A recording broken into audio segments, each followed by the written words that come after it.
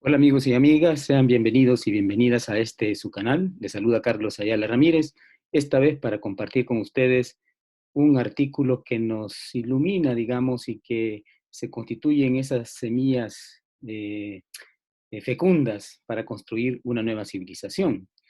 Estoy hablando de un artículo del padre Ignacio Ellacuría, que pues lo encontramos en el segundo tomo de sus escritos teológicos, y que nos habla de la utopía y profetismo en América Latina. Un artículo que, repito, nos da luces para pues ver perspectivas de un nuevo mundo. Hemos dicho que a raíz de esta pandemia que ha afectado pues al mundo entero, eh, podemos empezar a hablar de un antes y un después de la pandemia, en el sentido de retomar las lecciones que nos ha dejado y que nos sigue dejando, digamos, esta pandemia que ha causado tanto mal en el mundo. El artículo del padre Acuría lo vamos a dividir en 3 sesiones. Esta es la primera. Y como ven, ya tenemos una primera lámina. Hoy vamos a combinar la reflexión que les proponemos con algunos textos e imágenes que nos pueden ayudar a captar de forma más didáctica, digamos, esta lectura, este artículo. Ese artículo fue escrito en 1989, probablemente sea el último escrito del padre Yacuría, que fue asesinado un 16 de noviembre de 1989, junto con sus compañeros jesuitas y de Elba y Celina Ramos, ¿verdad? Como todos sabemos en esa historia tan trágica que ocurrió en la UCA en 1989. Pues este artículo es un poco antes de esa fecha tan trágica para todos nosotros, y en donde el padre Yacuría comienza a visualizar cómo puede ser una civilización que efectivamente civilice, ¿verdad? Y por eso se entiende que efectivamente pues, nos haga crecer como seres humanos y nos haga llegar a sociedades mejores, a sociedades más incluyentes, a sociedades más democráticas, a sociedades que efectivamente respeten los derechos humanos de todos y todas. 3 ideas son las primeras que queremos pues, indicar en esta primera entrega que haremos, ¿verdad? La primera idea tiene que ver con la civilización de la pobreza, que se le entiende en contraposición a la civilización de la riqueza. Por eso se habla de civilización de la pobreza, ¿verdad? En contraposición a la civilización de la riqueza. No se trata, por tanto, de buscar la pauperización universal como ideal de vida. Desde luego que no, ¿verdad? La pobreza como empobrecimiento, producto de sistemas de injusticia, es un mal, no es un bien. El que las personas no tengan acceso a la alimentación, no tengan acceso a la vivienda, no tengan acceso al trabajo, evidentemente eso es un mal común. Cuando el padre Acuría habla de la civilización de la pobreza, no se está refiriendo a que todos vivamos en condiciones de miseria. No. Aunque en principio el concepto, digamos, puede eh, llenarnos de connotaciones negativas, ¿verdad? Pero hay que ser claros en este aspecto, no se trata de eso, se trata de otra cosa, como vamos a ver más adelante. Pero este es el primer punto que el padre deja muy en claro al momento de introducir esta temática, ¿no? La civilización de la pobreza se denomina así por contraposición a la civilización de la riqueza y no porque pretenda la pauperización universal como ideal de vida. Este es un aspecto que pues tenemos que tener muy en cuenta al momento de comprender este legado que está plasmado en este artículo. Segundo punto, en cada una de las civilizaciones, tanto la civilización de la riqueza como la civilización de la pobreza, el padre Acuría examina 2 elementos fundamentales, ¿no? Por un lado, examina cuál es el motor, cuál es el elemento que dinamiza a estas civilizaciones. Él le llama el motor de la historia, ¿no? Lo que la mueve a la historia. ¿Qué mueve a la sociedad? ¿Qué mueve la historia en la civilización de la riqueza? ¿Y qué mueve a la sociedad, a la historia en la civilización de la pobreza. Hace una comparación y un contraste, digamos, entre ambas civilizaciones en el sentido de qué es lo que las mueve, qué es lo que las impulsa, cuál es el alma de cada una de estas civilizaciones, digamos. Este es un punto que vamos a desarrollar a lo largo de estas tres sesiones que tengamos respecto a este tema, ¿no? Y el tercer punto que está a la base de este análisis es que no es posible conceptualizar adecuadamente la civilización de la pobreza solo considerándola en sí misma, porque la civilización de la pobreza es, se dice aquí, esencialmente dialéctica, ¿no? Es necesario partir de la realidad de su contrario, la civilización de la riqueza, y lo que ésta produce para entender la civilización de la pobreza. Aquí está aquella perspectiva que se sostiene que no hay pobreza sin riqueza. Es decir, la pobreza de unos es debido a una forma de organizar la economía. La pobreza no es un destino, sino una condición, y una condición económica, una condición social. Las formas como se organiza la economía, es decir, el objetivo hacia el que apunta la economía en la civilización de la riqueza, es lo que va a producir un impacto negativo en el mundo de la pobreza. Porque, como hemos dicho antes, la pobreza, en la medida en que es producto de condiciones, se está hablando de que no hay que entenderla como algo producto del destino o de la naturaleza, o peor aún, producto de la divinidad, de alguna voluntad divina. Por supuesto que no, ¿verdad?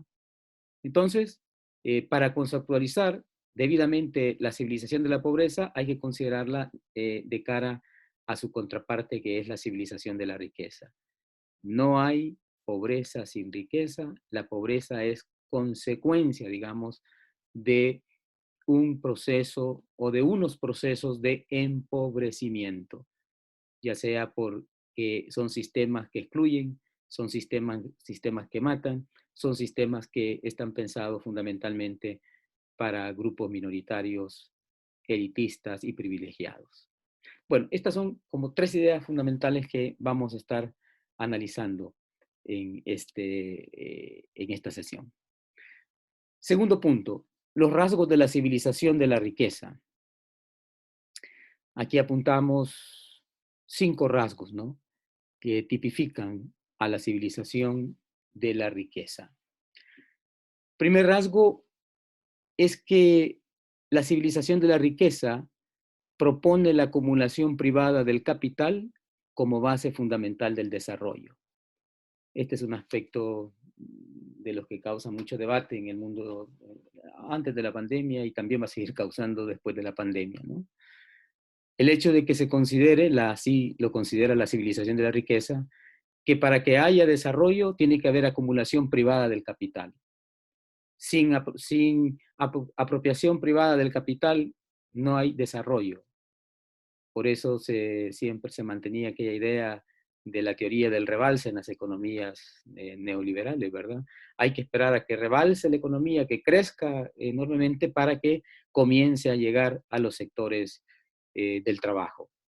Bueno, eso una y otra vez ha estado negado por la realidad, ¿no? En la realidad sabemos que hay momentos, etapas, coyunturas de la economía en donde hay efectivamente crecimiento económico, pero eso no ha implicado una mejoría en la vida de los pueblos, ¿verdad? Es decir, el crecimiento económico no necesariamente implica desarrollo humano o crecimiento del desarrollo humano. Pero la civilización de la riqueza parte de ese supuesto, ¿no? Para que haya desarrollo tiene que haber acumulación y esa acumulación tiene que ser privada del capital. Lo que más bien ha ocurrido es que cuanto más acumulación privada del capital hay, más exclusión y más marginación de los sectores del trabajo. Pero este es un punto en el que se insiste mucho en la civilización de la riqueza. Y a veces insiste con un carácter casi dogmático, ¿verdad? Como que fuera un dogma indebatible e incuestionable. Bueno, este es un punto que ya más adelante se va a contrastar con la civilización de la pobreza. Segundo aspecto, la civilización de la riqueza propone la acumulación de la mayor riqueza como base fundamental de la seguridad y de la posibilidad del consumo. Es decir, para que haya seguridad, para que haya un consumo constante y creciente, es necesario la acumulación de la mayor riqueza. Y en ese sentido se va a decir que cuanto mayor riqueza haya, cuanto mayor acumulación de la riqueza haya, puede haber mayor felicidad. Bueno, cuando la felicidad se reduce simplemente a gozar de aspectos superfluos, ¿verdad? Que esto es un detalle de escándalo, digamos. Cuando a las mayorías les falta lo necesario, grupos minoritarios viven en la extrema riqueza y consumiendo muchos de los aspectos que no son fundamentales para la vida. Pero este es otro de los principios en los que se basa la civilización de la riqueza, ¿no? Cuanto la acumulación de la riqueza sea mayor, mejor va a ser la seguridad, la estabilidad y las posibilidades de un consumismo sin freno. Y se supone que ese consumismo sin freno es lo que le da felicidad a las personas. Sabemos que en la vida que no es así, ¿verdad? La felicidad no depende directamente de la acumulación mayor de riqueza que tengamos. Pero ese es un punto que está ahí y que el padre Acuría lo cita como un rasgo de la civilización de la riqueza. Ahora bien, tercer punto, en este artículo y en el texto que estamos analizando, no se niega que la civilización de la riqueza haya traído algunos bienes a la humanidad. Por supuesto que no, ¿verdad? El enfoque del padre Acuría en ningún momento es fundamentalista ni cerrado, ¿verdad? No, es decir, el padre Acuría mantiene una visión realista de las cosas y ustedes saben que el realismo, en la perspectiva que estamos analizando, se caracteriza por no pintar las cosas ni peor ni mejor de lo que son. Porque cuando uno pinta las cosas mejor o peor de lo que son, no está siendo objetivo. Se trata de pintar las cosas como son. Entonces, en ese sentido, pues evidentemente se valoran cosas como, por ejemplo, las innovaciones científicas y tecnológicas que se ha dado en el mundo de la riqueza, las nuevas técnicas de información y comunicación que estamos usando ahora mismo.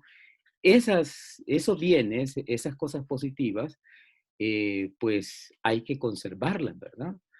Y hay que potenciarlas. No se trata de prescindir de ellas si están haciendo un bien a la sociedad, si están haciendo un bien a la mayor parte de personas que viven en el planeta.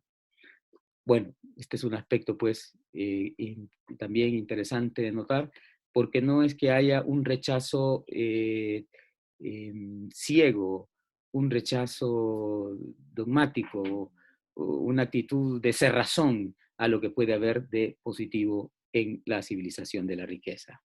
Pero, quinto punto, esto no obsta para señalar que la civilización de la riqueza ha traído también grandes males y que sus procesos de autocorrección no se muestran suficientes para revertir su curso destructor. Uno pudiera pensar que el sistema tiene sus propios límites, sus propias causas, digamos, y sus propias regulaciones, pero no, ¿verdad? Para la dinámica del capital no tiene límites, no se limita ante las leyes, no se limita ante los peligros que pueda estar causando o impactando en el medio ambiente, no se frena ante los señalamientos éticos. Es decir, nada está por encima del capital, sino que el capital parece por encima de las leyes, de la política, de la cultura, de los valores éticos. Y eso no puede ser así, ¿verdad? El sistema, en la medida en que se presenta como absoluto y como lo último para la humanidad, en esa medida ya está, digamos, pasando a un ámbito de lo metafísico en el ámbito de los sistemas, de las civilizaciones. Y finalmente, para cerrar esta primera parte de nuestra entrega, en el artículo también se señala que este es un sistema, una civilización que no es universalizable. Aquí se sigue, digamos, aquel criterio fundamental ético de Kant, ¿verdad? De la filosofía ética de Kant. que sostiene que pues un sistema, una ley, unas normas son válidas y son éticas en la medida en que son buenas para el mayor número de personas o para todas las personas, en la medida en que esos sistemas, esas formas de organización, no tomen a los seres humanos como un medio, sino siempre como un fin. Bueno, el sistema este, que tiene esta lógica que se dibuja aquí en este cuadrito, ¿verdad? El crecimiento puede resolver los problemas económicos, el crecimiento necesita más consumo, el exceso de consumo destruye el planeta, los políticos se vuelven ecologistas, pero más por presión que por convicción. Bueno, este círculo se convierte en definitiva en un círculo pernicioso, ¿verdad? En un círculo peligroso, en un círculo maligno, digamos. Por eso es que es un sistema que no puede ser universalizable, porque si se universalizara, no alcanzarían los bienes del planeta para satisfacer todas las necesidades que este sistema implica. Bueno, amigos y amigas, esta es la primera parte de esta nueva temática en la que estoy compartiendo con ustedes este artículo del padre Ignacio Ellacuría, Utopía y Profetismo, que está en el segundo tomo de sus escritos teológicos. Gracias por la atención que han prestado. Les recuerdo que se suscriban, ¿verdad?, al canal y que me hagan llegar sus comentarios o preguntas. Nos escuchamos y vemos en la próxima. Y recuerden que debemos cultivar, que debemos seguir con ese ánimo de sembrar semillas que humanicen. Hasta pronto.